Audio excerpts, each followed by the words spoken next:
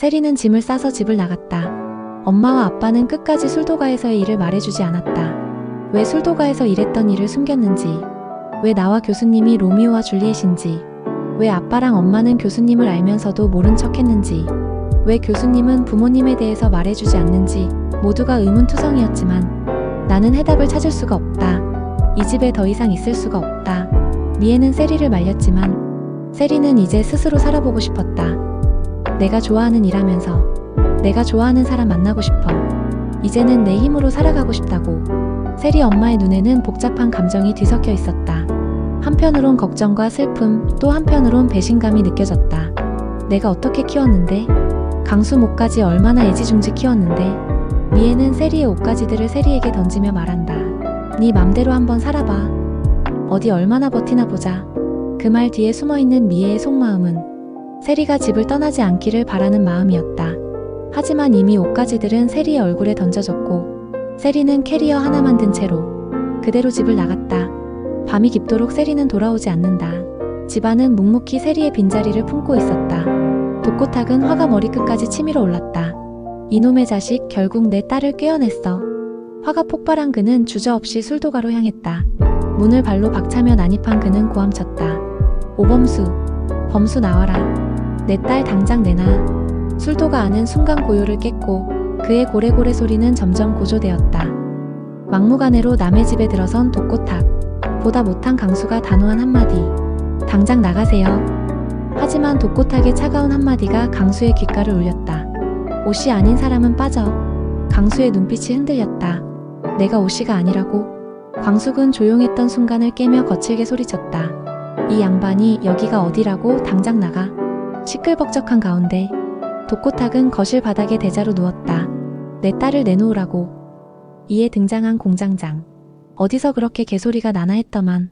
들어라. 단호한 목소리와 함께 독고탁을 사지를 잡고 든다. 그리고 그대로 내쫓긴다. 범수, 세리 당장 내놔. 그의 목소리는 밤하늘을 가르며 울려 퍼졌다. 밤새도록 세리는 집에 돌아오지 않았다. 독고탁은 확신했다. 범수가 세리를 데리고 있다는 것을. 그래서 다음날 그는 범수의 연구실로 향했다.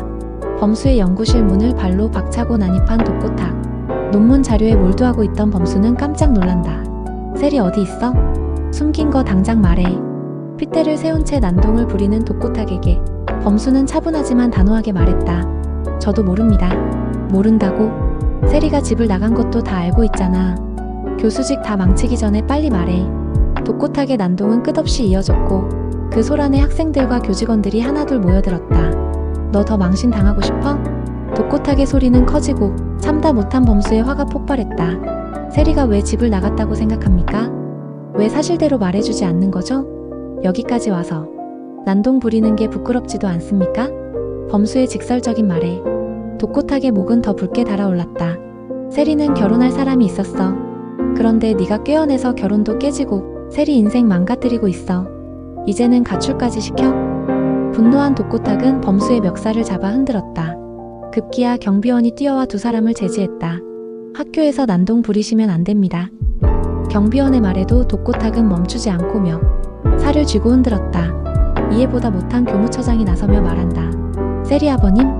자신을 부르는 소리에 독고탁은 교무처장을 쳐다보고 이미 이 사안은 끝난 일입니다. 아버님의 오해라고 세리 양이 모두 진술을 했어요. 그러니 더 이상 난동 피우지 마시고 돌아가시기 바랍니다. 오해? 무슨 오해야. 계속 이러시면 저희들로선 경찰을 부를 수밖에 없습니다. 경찰 이야기에 독고탁의 눈빛이 흔들렸고 그제야 멱살을 놓으며 한숨을 내쉬었다. 그제야 진정된 독고탁. 자신의 주위에 몰려있는 학생들과 교직원들을 둘러보더니 멋쩍게 헛기침을 한 번 하고는 말한다. 오늘은 내가 돌아가는데 세리 제자리에 돌려놓지 않으면 각오해. 그때는 지금처럼 쉽게 끝나지 않을 거야. 으름장을 놓으며 독고탁은 돌아간다. 사람들의 웅성거림과 범수를 향한 눈초리. 범수는 착잡한 심정을 감출 수가 없다. 저런 사람에게서 세리가 얼마나 고통스러웠을까? 범수는 마음 한구석이 무거웠다. 범수는 지금의 자신보다도 세리가 더욱 안쓰럽게 느껴졌다. 한편 세리를 걱정하고 있는 세리 엄마. 카드도 차키도 모두 놓고 나갔다. 돈도 없을 텐데. 하룻밤이 지났지만 세리는 들어오지 않았다. 얘가 어디서 뭘 하고 있는 거야? 밤새 불안한 마음에 잠 못 이루던 세리 엄마. 보미에게도 세리는 가지 않았다. 하지만 범수에게는 차마 물어볼 수가 없었다. 밤새도록 세리를 걱정하던 미애. 그때 독고탁이 씩씩대며 들어온다. 이놈의 자식, 제대로 걸리기만 해봐. 아주 박살을 냈어야 했는데. 미애가 무슨 일지 궁금해하며 묻는다. 아니, 왜 그래요? 남편은 인상을 쓰며 이야기한다. 범수놈을 찾아갔는데 끝까지 말을 안 해. 학교를 갔었단 말이에요? 세리 엄마는 남편 성격을 알기에 얼마나 난동을 부렸을지 상상하며 놀란다. 그래서 세리 있는 데는 모른대요? 미애는 다급히 묻는다. 몰라, 대답을 안 해. 진짜 모르는 건지? 독고탁은 범수가 세리를 꿰어냈다고 생각했는데 그 마음이 조금씩 흔들리고 있다. 그래서 난동 부렸어요? 미애는 노파심에 남편에게 따져 묻는다. 들었다 놨지 아주. 왜 그래요 정말? 제발 좀 잠자코 있어. 당신 때문에 일이 더 커진다고. 미애는 답답한 마음에 남편을 타박한다. 이놈의 여편네가 가장 보고 잠자코 있으라니. 자기를 무시하는 듯한 아내에게 발끈한다. 미애는 고심한다. 머릿속은 복잡한 생각들로 가득 찼다. 얼마나 학교를 뒤흔들고 왔을까? 그래도 범수 때문에 우리 강수가 저렇게 훌륭한 청년으로 클 수 있었어.